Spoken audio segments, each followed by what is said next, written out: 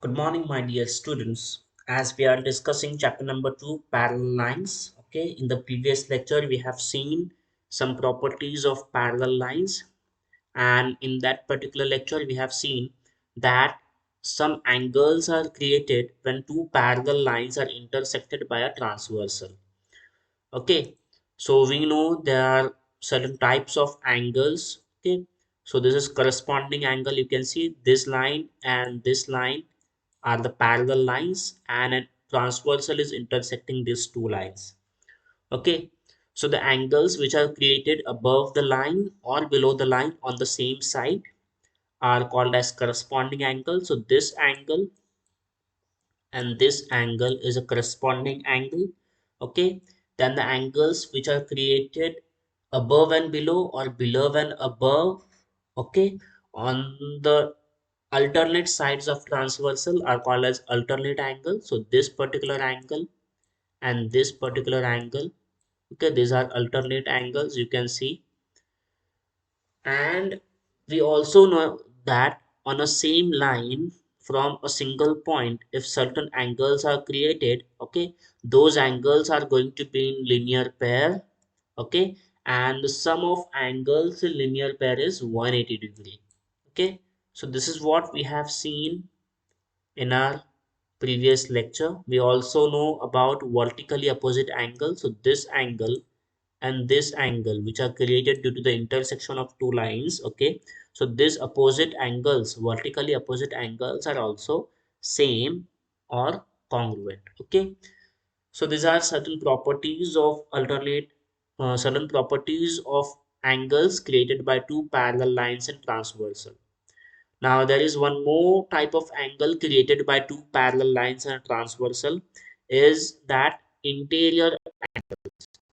So the angles created between the two parallel lines and on a same side of transversal are called as interior angles. So this angle and this angle both are the interior angles, and the sum of interior angle is supplementary. That is, the interior angles are supplementary.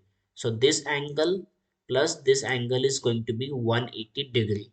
Okay, so in today's lecture we are going to prove this particular property, that is interior angle property, okay, with the help of a theorem. So the name of the theorem is interior angle theorem.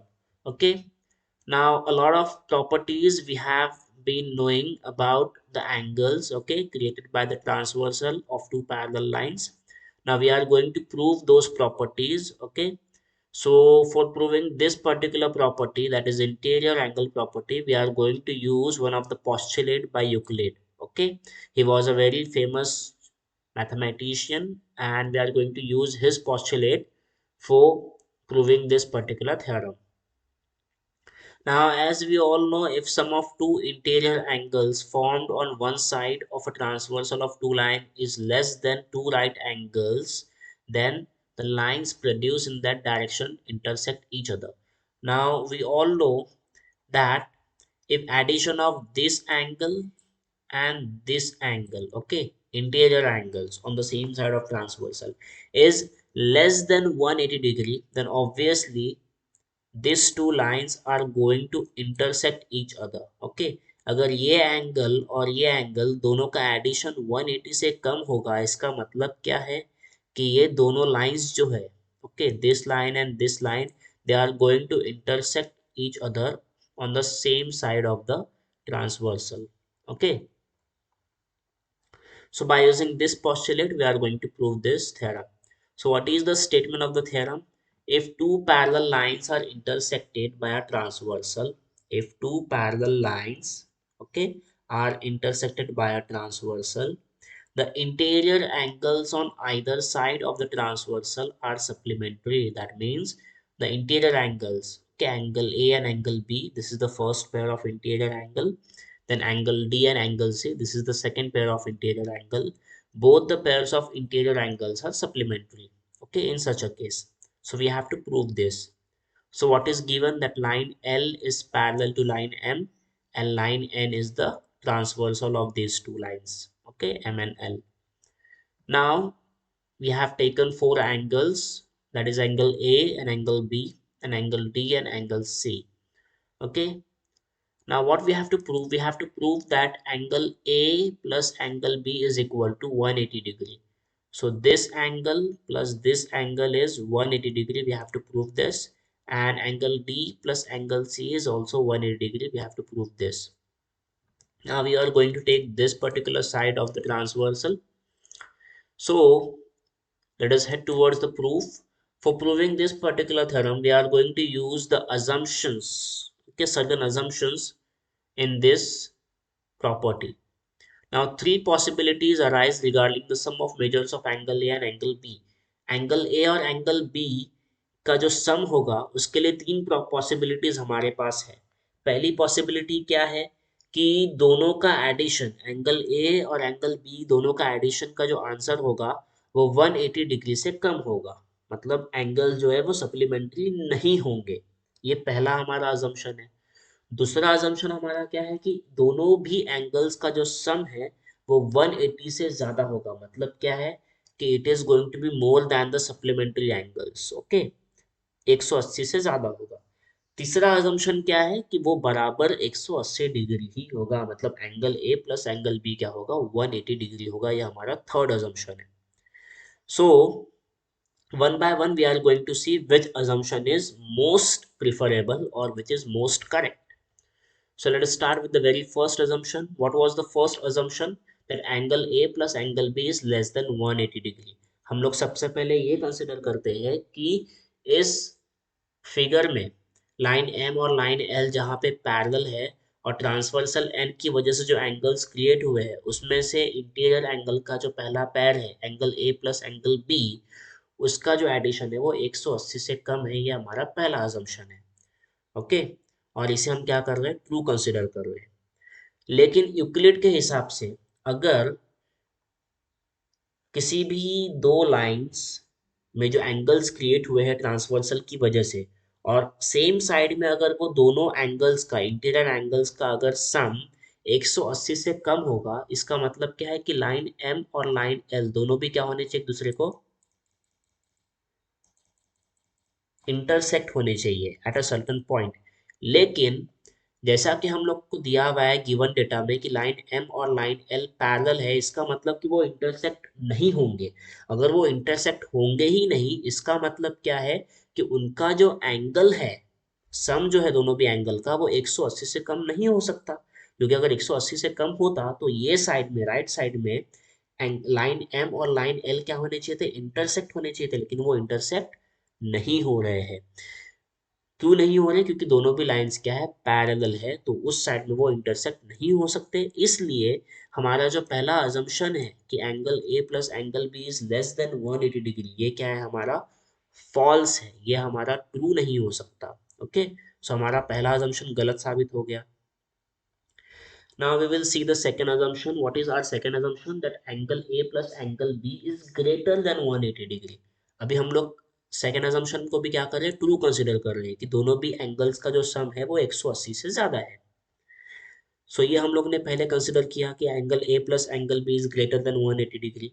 Now from the figure you can see that angle A plus angle D, ये वाला angle और ये वाला जो angle है, दोनों का addition का आंसर क्या होगा, 180 डिग्री होगा. रीजन क्या है कि दोनों भी जो एंगल्स है वो क्या है, लिनियर पैर में है. क्या है वो, लिनियर पैर में है. मतलब सेम लाइन पे है और एक ही पॉइंट से क्रिएट हुए हैं एंगल्स. इसका मतलब क्या है, लिनियर एंगल्स है.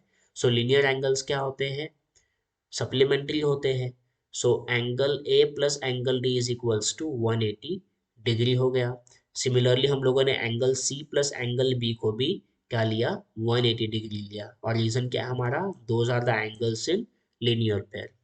Now I am going to add equation 1 and equation 2.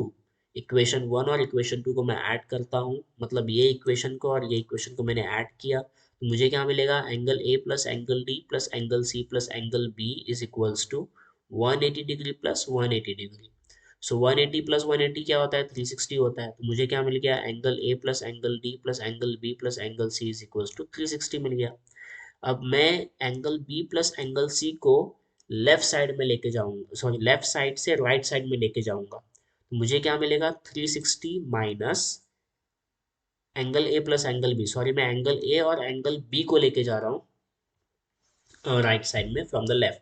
So angle A plus angle B मुझे क्या मिल गया यहाँ पे मिला है in negative. Okay, so angle C plus angle D is equals to 360 minus angle A plus angle B in bracket. Okay, अगर angle A plus angle B अगर 180 से ज्यादा है, 180 से ज्यादा है, तो angle C plus angle D क्या होगा, 180 से कम होगा। ऑब्वियसली 180 से कम होगा कि नहीं। देखो अगर angle A plus angle B जो यहाँ पर है, इसको अगर मैं 180 से ज्यादा, जो मैंने यहाँ पे अज्यूम किया हूँ कि it is more than 180 degree, वो अगर लेता हूँ तो मुझे क्या मिलेगा 360। सपोज 180 से ज्यादा है तो हम लोग लेते हैं 181 लेते हैं, क्या लेते हैं 181। सो 360 माइनस 181 क्या हो जाएगा, आप सबको मालूम है 179 हो जाएगा। Okay, so in such a case angle C plus angle D क्या होने वाला है, वो 180 से तो कम ही होगा ना। तो अगर एंगल सी और एंगल डी 180 से कम है, लेकिन हम लोगों ने पहले क्या कंसिडर किया कि वो ज्यादा है, तो वापस हमारा ये अजम्पशन जो है वो क्या हो गया, फॉल्स हो गया। देखो हम लोग ने क्या कंसिडर, हमें क्या मिला है कि angle C plus angle T is less than 180 degree.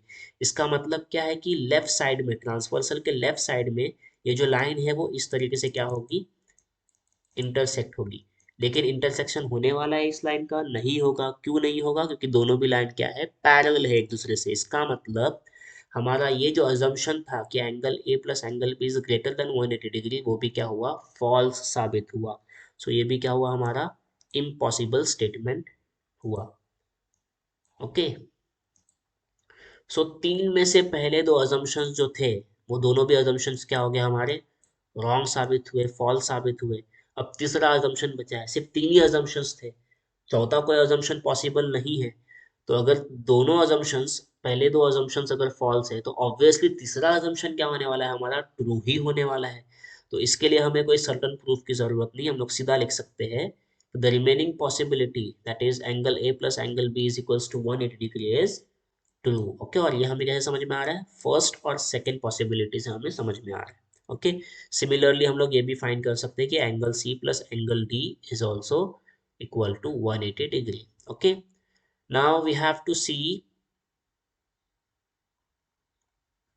that this particular theorem is proved with the help of assumptions. Okay, हम लोग ने क्या किया है, assumptions का इस्तेमाल किया है ये थ्योरम को प्रूफ करने के लिए। ओके,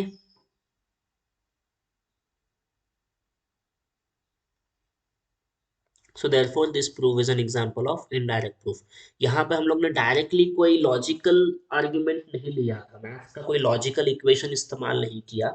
हम लोगों ने अज्यूम किया पहले कि हमारा गिवन डेटा कैसा होगा या फिर हमारा थ्योरम कैसा होगा, और वो अजम्पशन के हिसाब से हम लोगों ने फाइंड किया है फाइनल हमारा कंक्लूसिव स्टेटमेंट। ओके, सो इस टाइप के प्रूफ को हम लोग क्या बोलते हैं, इनडायरेक्ट प्रूफ बोलते हैं। Okay, so this is about the interior angle theorem. Okay, so your homework is going to be, you have to write down this theorem in your notebook. Okay, in the next lecture we will study about corresponding angle theorem and alternate angle theorem. Until then, goodbye.